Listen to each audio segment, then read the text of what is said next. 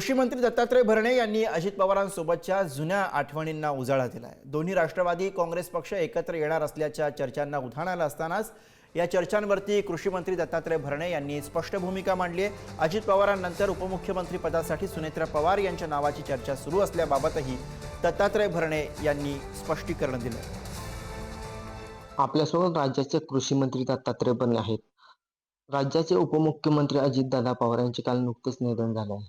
त्यांच्या निधनानंतर आपण अजितदादा पवार यांचे अत्यंत विश्वासू असणारे व निकटवर्ती असणारे दत्तात्रय भरणे यांच्यासोबत बातचीत करणार आहोत। काय सांगाल मामा? नुकतेच दादा तुम्हाला दूर सोडून गेले। आमच्या दृष्टिकोनातून सगळ्यात दुःखद बातमी आहे। आज आमचा घरचा मोठा भाऊ आमच्यात राहिला नाही, याचं दुःख निश्चित प्रकारे आम्हा सर्वांना आहे। आता दोन्ही राष्ट्रवादी एकत्र येणार अशी चर्चा सुरू झाली कालपासून, त्यावर काय सांगाल?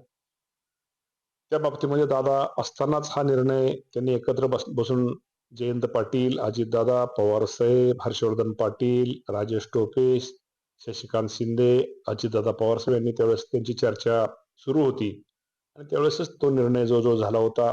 आज आपण इंदापूर तालुक्याची निवडणूक बघतो, आपण सगळेजण राष्ट्रवादीच्या घड्याळावरती निवडणूक लढवतोय, त्यावेळेसच तो सिग्नल होता।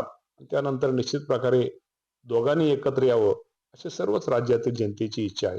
आता कालपासून एक चर्चा सुरू झाली की सुनेत्रा पवारांनी उपमुख्यमंत्री पद स्वीकारावं, यावर कसे बघताय याकडे तुम्ही? या बाबतीमध्ये त्यात दुमत असायचं काही कारणच नाहीये, परंतु या बाबतीमध्ये राष्ट्रवादी अजून सुनेत्राताई अजून दुःखात आहे। आज तिसरा दिवस आहे।